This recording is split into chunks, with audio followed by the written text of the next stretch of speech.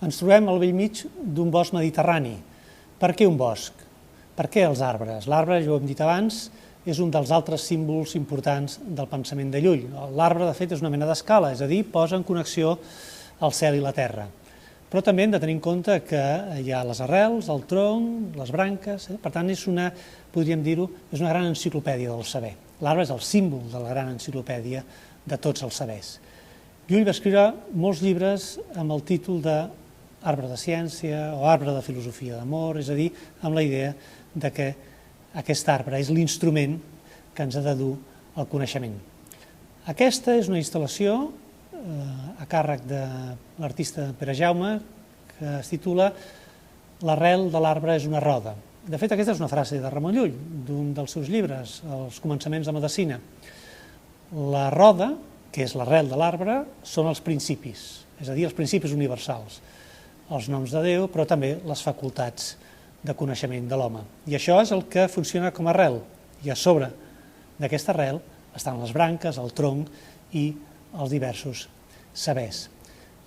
Com veiem en aquesta instal·lació, els arbres roden sobre si mateixos, no només reproduint aquesta idea de Ramon Llull, és a dir, que la lògica, la raó ha d'estar en la base d'allò que floreix, d'allò que surt de la terra, sinó que a més tenen una certa inspiració mística, podríem dir, no? Podem pensar en els darbitxes que giren mentre dansen, no és una dansa còsmica, de fet. Llull va escriure també llibres amb un cert argument literari, és a dir, amb un cert argument de ficció, però que de fet el que volien era transmetre la seva doctrina, transmetre les seves idees.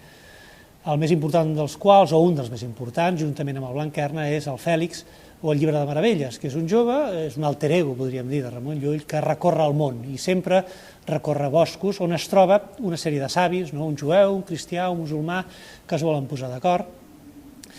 I en aquest Llibre de Meravelles hi ha un capítol, que és el més conegut d'ells, que s'anomena el Llibre de les Bèsties i que de fet ha estat transmès al llarg dels segles com a llibre separat.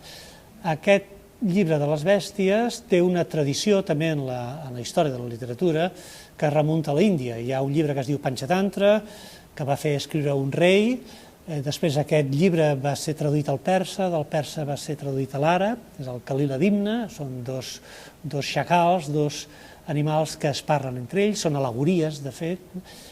Coneixem també traduccions llatines, traduccions a llengües romàniques, i de fet Llull fa una versió d'aquesta gran tradició i que, en certa manera, ens mostra aquesta gran xarxa també, no només de principis filosòfics i teològics i científics, sinó d'aquesta gran xarxa que és la literatura, que, en certa manera, també arriba fins a la literatura del segle XX, els grans creadors, estic pensant en Borges, estic pensant en Italo Calvino, les ciutats invisibles, que fan l'aplicació de l'art combinatòria també a la literatura. En la instal·lació de Pere Jaume no només tenim els boscos, aquest bosc amb aquests arbres que giren, sinó també uns cantants que van recitant, van cantant textos d'alguns llibres de Ramon Llull, acompanyats de melodies mediterrànies, en aquest cas de melodies de Còrsega.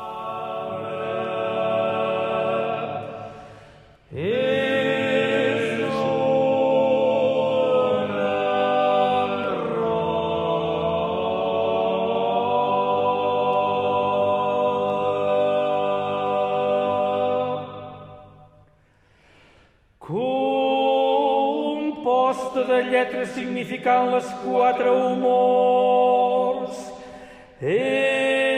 Per això és de partida en quatre parts.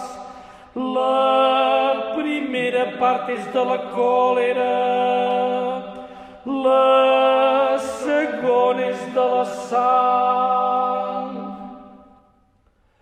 és